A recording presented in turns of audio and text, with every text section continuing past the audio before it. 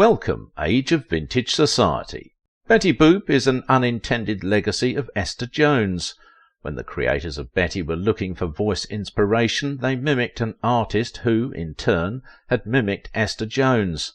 Without Jones, there wouldn't be the enjoyable cartoon character Betty, as we know her. Who was the real Betty Boop? I hope you know, my viewers, how much I appreciate you.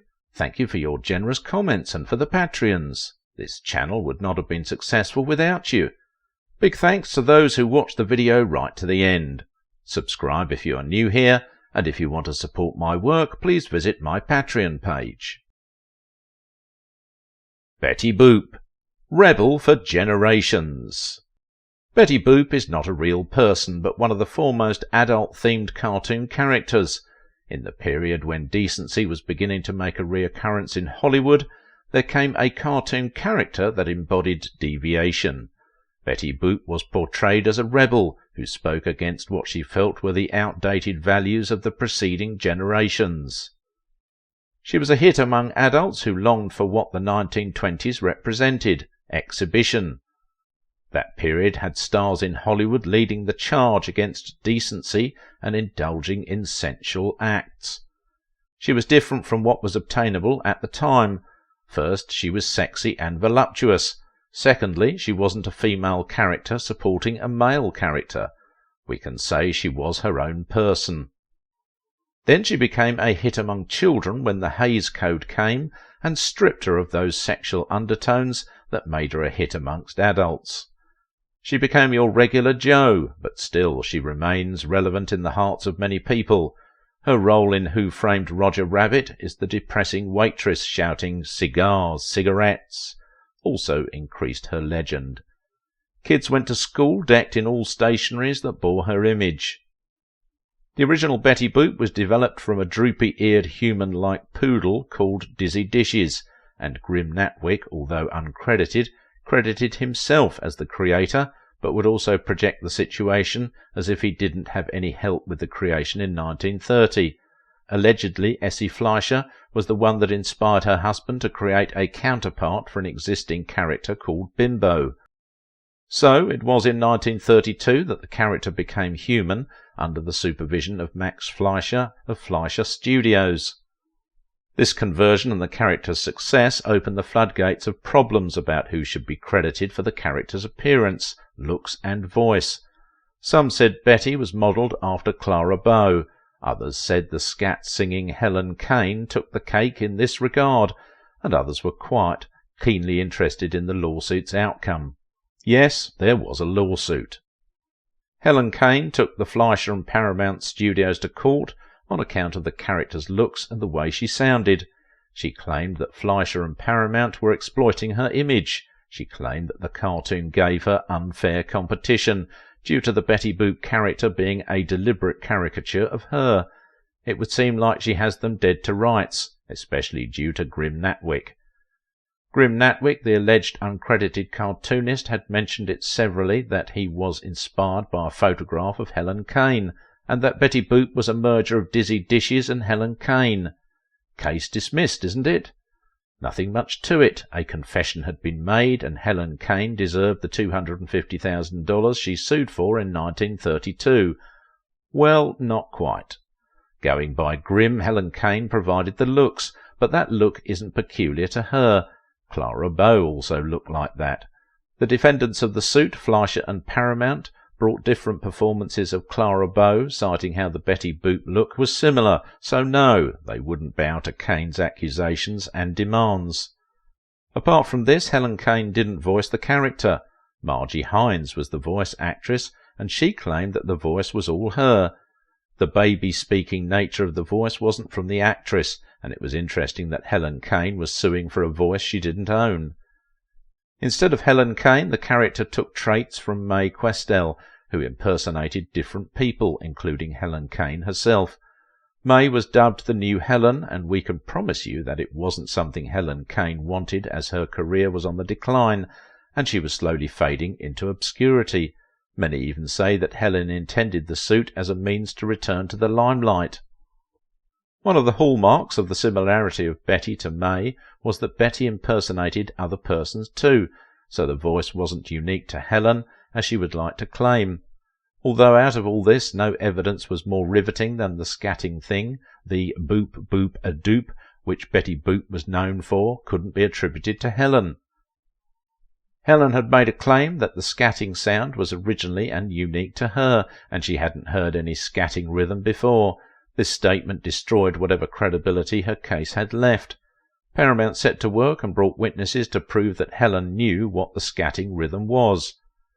They brought Louis Bolton, who revealed that Helen Kane wasn't the original owner of scatting, and even the scatting sounds she used weren't unique to her, but stolen from one of his former clients, Esther Jones, or Baby Esther. The studio also found and brought Tony Shane. Tony Shane was the booking agent for both Esther Jones and Helen Kane. He revealed that he was the one that took Helen to see a Baby Esther show, and it was since then that Helen began to use the sounds. Helen incorporated Esther's baby voice and scatting sound into her hit song, I Wanna Be Loved by You. To totally crush Helen 2 years into the suit, Max Fleischer found and provided a 1928 Baby Esther performance to draw similarities between her scatting style and that of Helen's. Kane's lawyer tried to diminish the importance of the recording, but the court had none of it. It had discovered the facts it wanted to discover about the suit. The voice that Kane wanted the court to copyright wasn't even hers, so since Helen stole her scatting gimmick, which served as an early inspiration for Esther's Betty character, Esther should be credited with the Betty Boop voice, although this isn't so simple, as even Esther isn't the originator of scatting. Gertrude Sanders reportedly originated it, although the specific scatting rhythm which Betty used came from Esther. It became apparent that Kane wanted to reap where she didn't sow, and the judge in the case had a judgment against her. He said, "The plaintiff has failed to sustain either cause of action by proof of sufficient probative force." Due to Kane's admission and other evidence, the court also found that the baby's voice didn't originate with her, and the character's look can't be credited to her either. The judge mentioned that the character's dress was close to Clara Bow's. However, Helen wasn't about to give up. She tried to challenge the court's decision, but she didn't record success with her attempts. She accepted the court's decision grudgingly, perhaps quietly cursing Esther Jones, who probably was in Paris at the time. Allegedly, Jones wasn't paid royalties, and with the emergence of the true inspiration of Betty's voice, Jones could have sued, but she didn't. So, who is this Esther Jones? Everyone thinks they know Esther Jones, but the image that pops in there is that of a white Ukrainian model named Euler. Esther isn't a Ukrainian female model and wasn't even a woman yet at the height of her fame. That image of the model that went popular for some reason isn't her. Then people felt they had found her picture, but again people mistook her for another person, this person being Esther Phillips. At least the first names are the same, and also Esther Phillips was also known as Esther May Jones. Also, people regarded an image that James Van Der Zee took of a beautiful African-American college female student standing near a picture of Clara Bow to be Esther's picture. So Esther Jones remains a mystery, despite being Betty Boop's grandmother. Without her, we wouldn't have had those iconic scatting gimmicks, Betty Boop, that made us so happy. Imagine Betty without those boop-boop-a-doop. Abominable, isn't it? So who is that person we must thank for helping us find the happiness on our screens? Who is Esther Jones? Esther Lee Jones, popularly known as Esther Jones, Little Esther, Baby Esther, Farina's kid sister, La Pandilla, Miniature Florence Mills, and Miniature Florence Baker. We think that's about it for her nicknames. Those nicknames were pivotal to her success, and they helped with publicity. Esther was born Esther Lee Jones to Gertrude and William Jones, although some say Williams was not her birth father. The year of her birth is quite confusing, as people can't seem to determine her age, as at the time she performed. Some say her managers increased her age to make her seem older, others say she reduced it to be younger.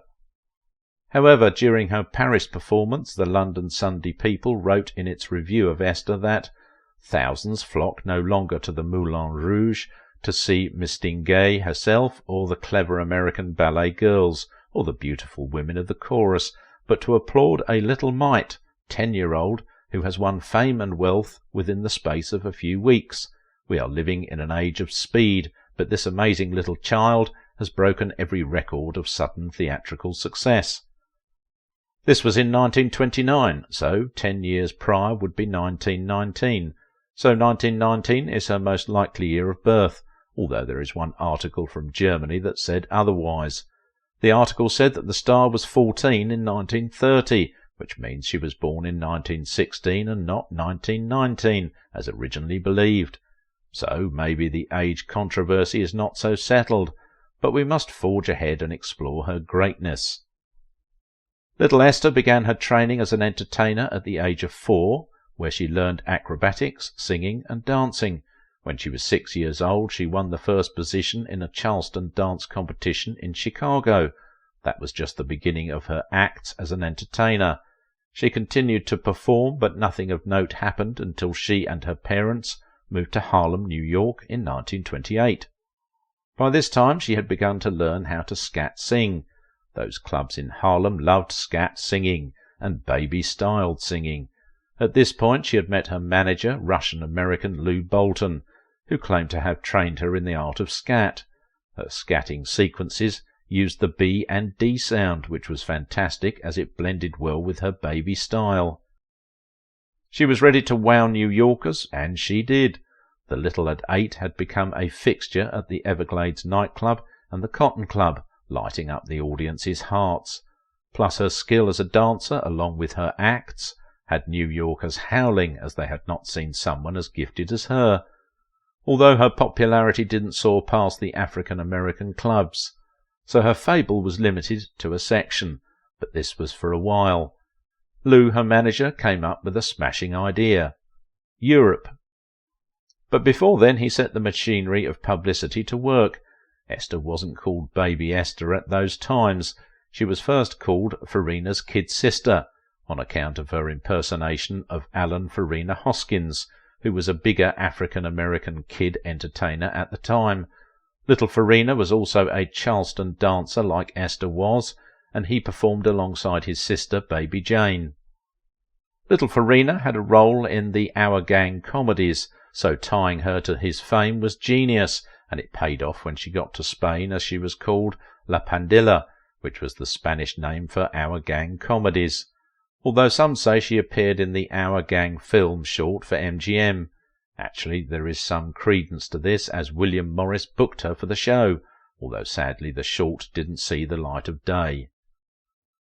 Her nickname, Miniature Florence Mills, came about as she impersonated Florence Mills at the early days of her career, impersonating Florence Mills in her performances at the Everglades nightclub. However, this earned her father and manager Lou a fine, as they allowed a minor to perform on stage. Well, safe to say it didn't stop them. It was at this performance that Helen Kane, the lady who would want to steal her style and credit herself with it, saw. Helen and Esther shared an agent, Tony Shane, and it was he who brought Helen to the performance, as he wanted Bolton to manage Kane also. Well, Kane took more liberties that night that would later cost her her credibility, and it was well deserved. Lou, the ever-ready man, had begun to visit with his star. He got gigs for her in Detroit, Chicago, Toronto, and other American cities, but he always felt that he could get more for her and from her. So on the way to Europe they went, and boy was she a hit. She began in Spain, where she delighted the Spanish royalty with her act. She entertained King Alfonso and Queen Victoria Eugenie. Even the fiercest critics of Spain fell in love with her act. That a leading critic, Juan de Mentaberi, wrote 2 columns devoted to her as he interviewed her and revealed the influence she had on the crowd of entertainers. He said she made the crowd of bullfight watchers go wild. He said, little Esther sings with much grace and talent, adding now and then some comic gestures that are worthy of being flashed on the screen. She was loved and toured Spain for 2 months before going to Berlin, Germany, and performing as per her contracts. Her tour in Germany was similarly fruitful, and she was more than a sensation. The German press gave her the nickname a Super Josephine Baker, and whose talent and gracefulness pockets 100 big stars.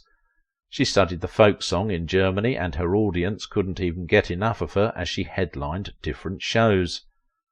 Her new manager, Sidney Garner, was also as efficient as Lou.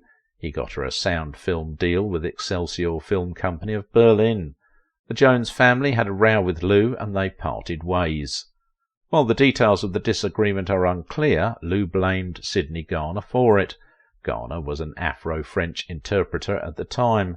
Parting with Lou threatened to end the young star's career, but Sidney taking up the role provided longevity in Europe, where she performed in Norway, Sweden and France. Her performance in Norway was electric, and she got the notice of their royal family when she performed in Oslo at the Burnhouse Theatre. She honoured them with a folksy loved song which moved the king and his crowned prince. Shortly she was asked to meet them, which she did. Then they arranged for a private performance from her, and she delivered. In Sweden she made a similar impression on the Swedish royal family. Already she was a hit among the people of Sweden, and soon the royal family had to perform for them, and when she was leaving Sweden, school children came to see her off. Such was the hold she had over the people. Although she met with some familiar discrimination when an American immigrant refused to serve her in his restaurant. Well, the man drew the hate of the Swedish people, and he lost his business. After dominating Europe, baby Esther went to South America and visited Brazil, Argentina and Uruguay. She pleased the hearts of the audience as she sang in each of their languages. The American ambassador to Brazil even had to come to greet and praise her. The Brazilian president appreciated her and her manager. After her tour in South America, she returned to America, but this time she was older, and like other child stars, she struggled to get acts. She did some small performances for Cab Calloway, and also reportedly performed in Philadelphia twice, once for the NAACP and the other at Douglas Hospital, which was hosted by Bojangles Robinson. Although some said she died, she wouldn't have made those performances if she did. However, it would appear that she did die in 1984 due to liver and kidney problems, leaving behind a legacy of delighting people from all over the world. Betty Boop's character has been reconciled with many women. Clara Bow was one of the contenders. But how much do you know about her? Why Clara Bow's mother wanted to stab her. Watch this video.